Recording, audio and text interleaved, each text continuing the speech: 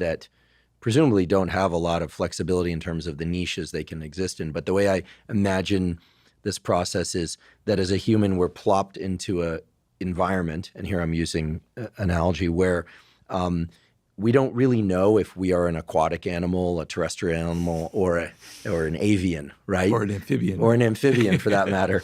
And to make the wrong choice, right? To be an amphibian who's trying to fly, although I'm sure they're out there in the animal kingdom, it's not just a waste of time, it's probably deadly. Yeah. And not to over dramatize the failure of finding one's purpose, but I see it that way. Whereas perhaps we could just say that the process of finding one's purpose is to realize, like, I'm an amphibian. I can go in and out of water, whereas a bunch of other creatures around me stop at the water's edge. Right. And this is really cool. And a bunch of these other things, like these flying things, they can't actually even go in the water. Right. Some of them might, be on the surface or dive into it, but they can't do what I can do. So the process of self-discovery, it sounds like, is about restricting one's choices to a sort of wedge within the full landscape of options.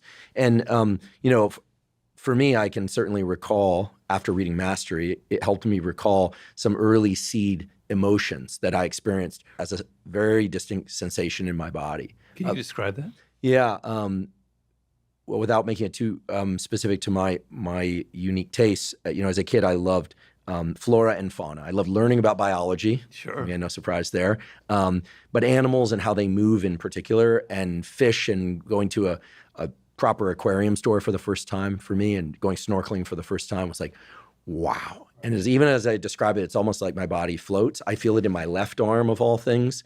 And it feels like there's something to do about it. It's not just that I'm in observation of things that delight me. Right. It's like there's an activation state created within me. Like, I got to do something with this. And typically it's tell everybody about it until they won't listen anymore. But oftentimes it's to also draw those things, to think about them, and I just delight in them. It's a constant source of delight. And so seeds such as those, and there are a few other things in that landscape of flora and fauna, and learning about animals and biology, including the human animal, and then organizing information feels so satisfying to me. It's like a drug that, and so it just feels like this, eternal spring of life, right? And so for me, that's what it was. And in 2015, when I was teaching that course, the course I loved, but I was feeling a little bit astray in my scientific career. And then I read Mastery, and I realized, yes, I love running a laboratory, I love teaching, but there's something else for me, and it has to do not with a podcast. I didn't even know what a podcast. I knew what a podcast was. I was listening to podcasts at that time, but I wasn't on social media. I had no thoughts of having a podcast. But what I wanted was that feeling in its total number of forms. Right. That's the goal. Get that feeling in as many forms as possible. Right. Is that about? That's absolutely perfect, because the connection to what I'm talking about, it's not an intellectual thing. It's visceral. It's emotional. It's physical, right? And you feel it in your body. And when you're doing it, it's like it's at your level. It's like you're swimming with the current. You feel it. Things are easy. Everything clicks together. There's a delight. Not everything is going to be delightful. There's going to be tedium involved. There's going to be moments of boredom. But you're able to withstand the moments of boredom because you feel that deep overall connection. So yes, that's precisely what I'm talking about. I mean, for me, it's a little bit a similar thing. Is I said about words, but the other thing that I was obsessed with when I was a kid was early human ancestors.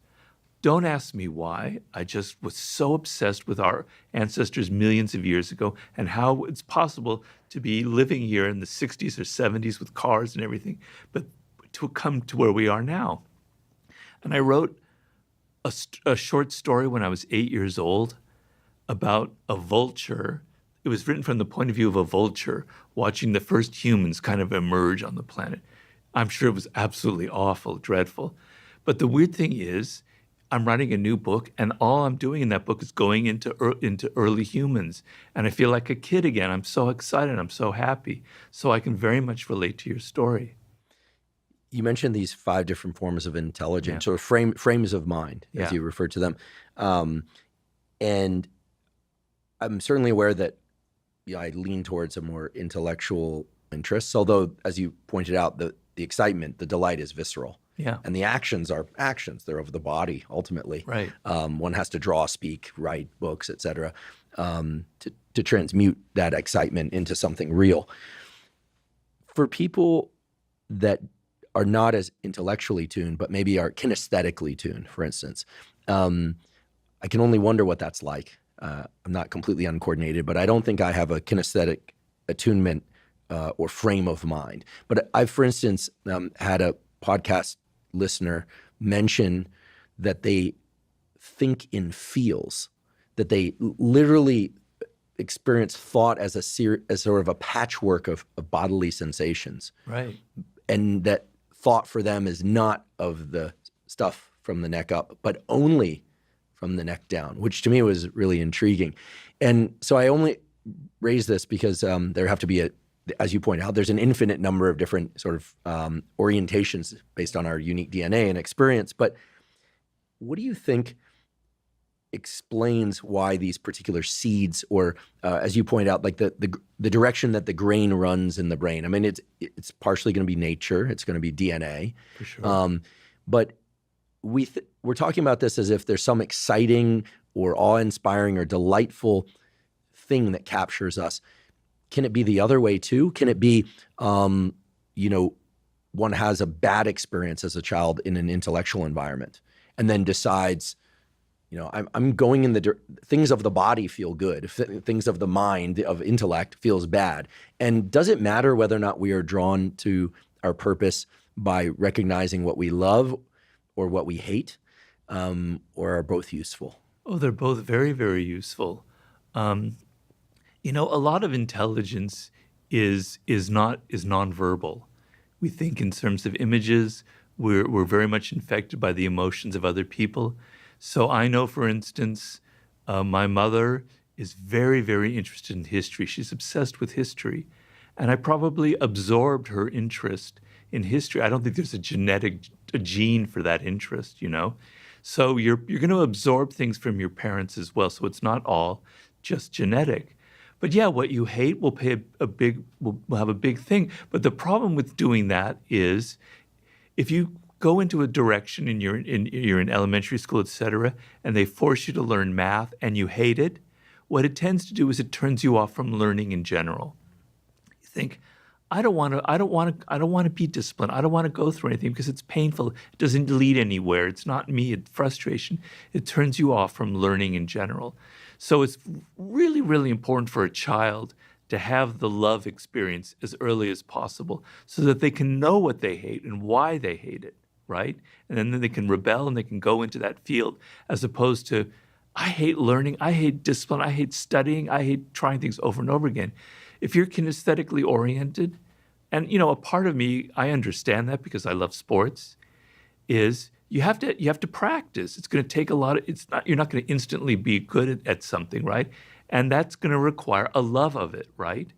But if your math experience, because I hate learning shit, it's going to transfer to sports. You're going to hate discipline in general.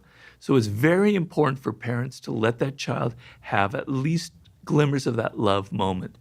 I know for me, when I finished college and I entered the work world, I had to get a job. I worked in journalism. I hated it. I hated working for other people. I hated office politics. I hated all the egos. I hated the smarminess. I hated the lack of quality. It was all just about, making money and getting things out there. And then I worked in Hollywood. I hated Hollywood. I hated working in Hollywood. That formed me very much, made me go in the direction that I went in, but only from the basis of I knew that I wanted to be a writer. So, that's very important, that it's not just hate. It can form you, but there also has to be that positive, deep emotional love of something that also is grounded in you in some way. Yeah, what you just said really highlights the fact that energy and motivation can come from either pressure, desire for something or desire to get away from something. Right. And earlier when you were talking about how we are so much more engaged and driven towards things that stir us emotionally, and actually we know, based on the neuroscience, as you know too, I'm sure, that Only by the release of certain neurochemicals in the brain and body would our brain have any reason to change, right? If you don't feel agitation and you can do everything that you're trying to do, of course your brain wouldn't change. Like, why would it, right? That agitation is a signature of the neurochemicals that are saying, hey, something's different now. Right. You might need to do something different, including rewire yourself, right? And that can come from positive or negative experiences. Of course. Now, I'm obsessed with this idea of energy. I mean, we all want to have more energy and focus. And normally we hear about the concept of energy in the context of caloric energy, like what should we eat and when and how much, and we need to get sleep. But what you're really referring to is neural energy, like the engagement of ourselves that's, sitting there ready to be engaged, but it requires the right experiential macronutrients, right? The experiential micronutrients, as opposed to, of course, we need good nutrition, but that's not sufficient. It's necessary, but not sufficient. So would you say that when we are, let's say, since a good number of our listeners are in adulthood, from our 20s on, that the things that excite us as adults that really generate some feeling of readiness or grab our attention are still informative toward guiding our decisions about best life and life purpose? Well, what exactly do you mean by that? I mean, because there are things that excite you in a kind of a quick way, where you have to relieve some tension, and there's entertainment, and there's things that kind of give you pretty immediate gratification. And there's the larger picture of something that will give you fulfillment over years to come. So you can feel that when you're older and you can pay attention to it.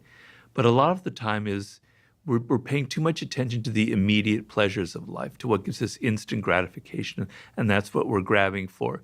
So this is a much more kind of deeper process that involves that digging that I was saying. It's deeper than just kind of, I like this, I don't like that, kind of thing. It's more something macro than just that. And so when you're in your 20s or in your 30s or your 40s, you want to be paying attention to yourself. And the problem with people in the world today is you're not paying attention to yourself. You're not inside your own head. You don't hear those voices. You don't hear what you love, what you like anymore, because, as I said, there's so many of these other distractions going on. And so you're always attuned to what other people like, right? Because you're in social media. This is what people are following. This is what they're interested in. As opposed to disengaging, backing off from that and looking at yourself and going through the process of, that's not me. Actually, I don't really like that, And so what you're talking about is, I think, very profound, is levels of frustration or anxiety are definite signals that you must pay attention to, that they're telling you this isn't a good direction for you. This is a waste of time for you. And in general, I tell people, self-awareness, being able to hear those voices, to understand that your frustration is telling you something. And sometimes you just act on it without understanding it. But understanding why you're frustrated, why you don't like your career, why you're not happy about where you're going is the key to everything. It will open up, it will actually be able, even in your 30s, to return you to that childhood inclination. But if you can't listen to where those emotions come from, then they're useless. They're not teaching you anything.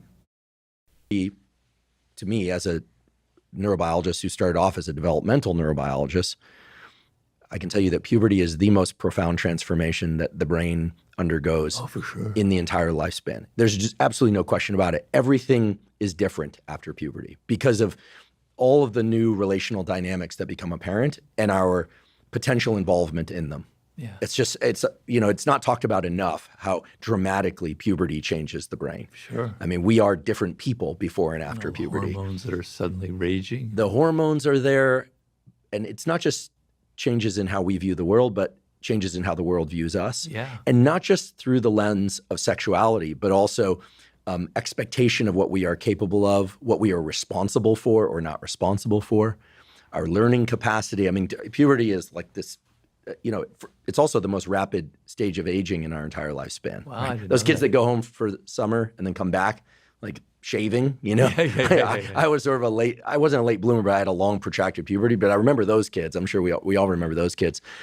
Everything changes. And so I think prior to puberty, these seeds, as you've described them, of delight or of resistance to things, I think they are unadulterated. They're not contaminated Right. by the voices and expectations of others. And so I can see the challenge of reaching back to those as an adult. I wonder if this relates to something that I've heard you talk about before, although perhaps not as much as some of the other topics you've discussed publicly, which is the real versus the false sublime. Could you perhaps just define for us what sublime really is, what a sublime experience is, and the distinction between real and false sublime experiences? Because I feel like this relates to really? finding that seed, right? It's about finding authentic seeds within us, as opposed to when emotions can be distracting and misleading. Wow. I never made that connection. And it's the book that I'm writing right now. So thank you for that. I'll have to think about that. I'm writing a book on the sublime. And I have several ways of kind of illustrating. I generally like to use a metaphor. And the metaphor is that being a human being, being a social human being living in a particular culture, means that you live inside of a circle.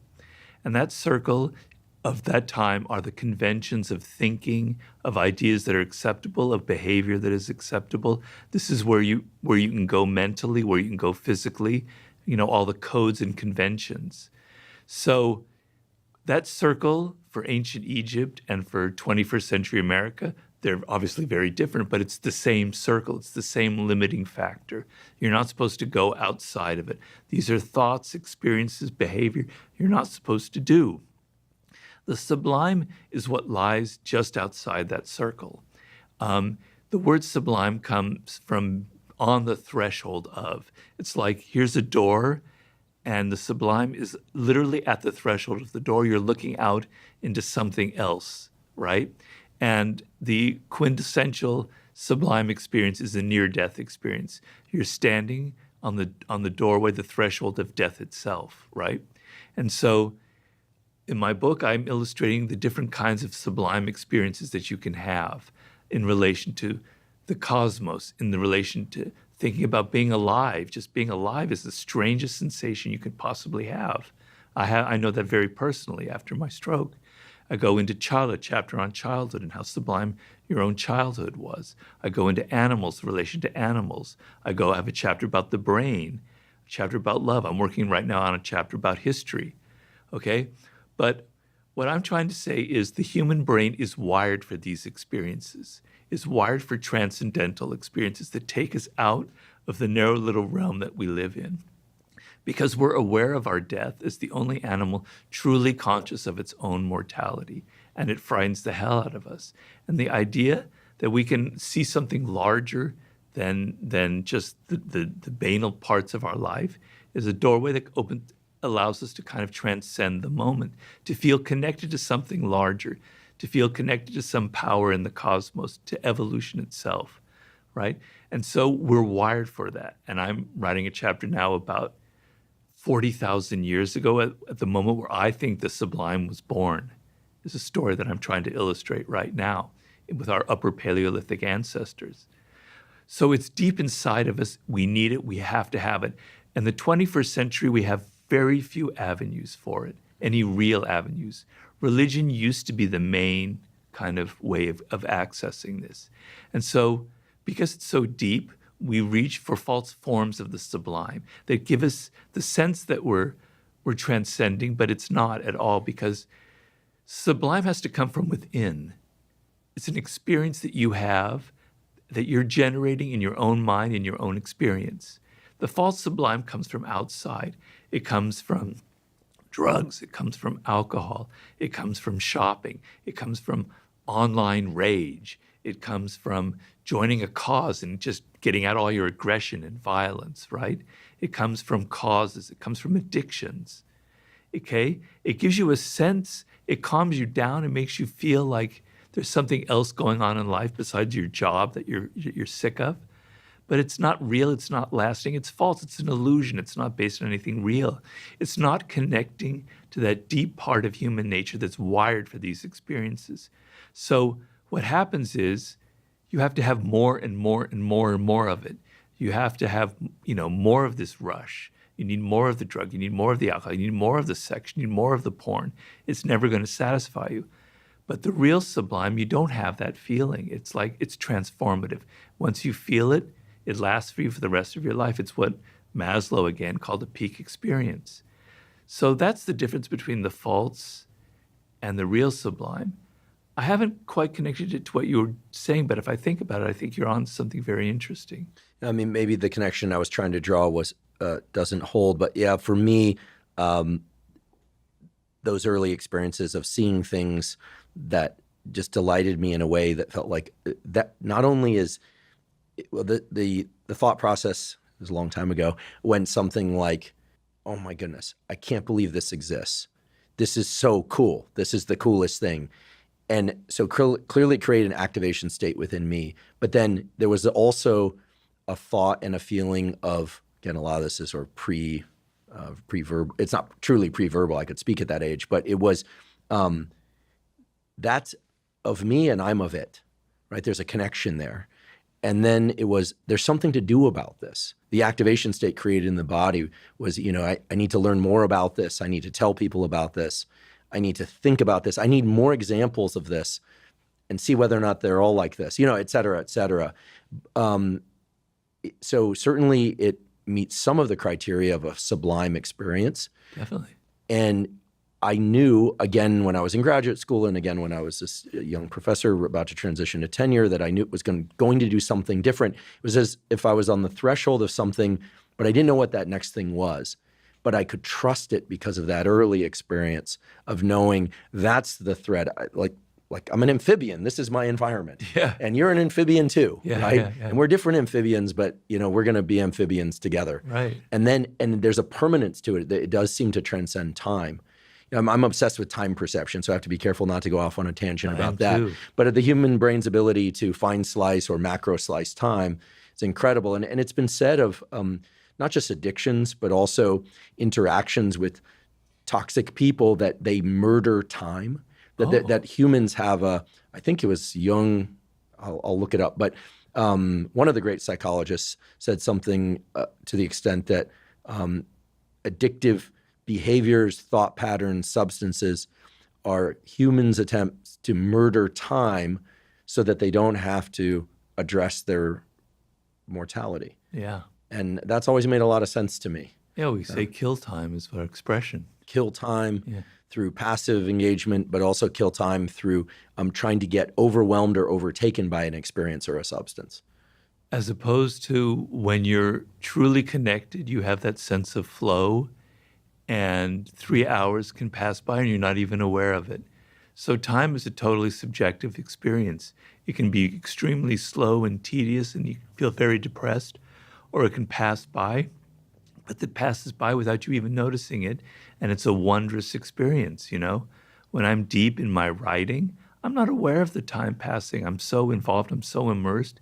It's a deeply, deeply pleasurable experience of time. It is sublime. And so I agree with you. I think your distinction is very interesting.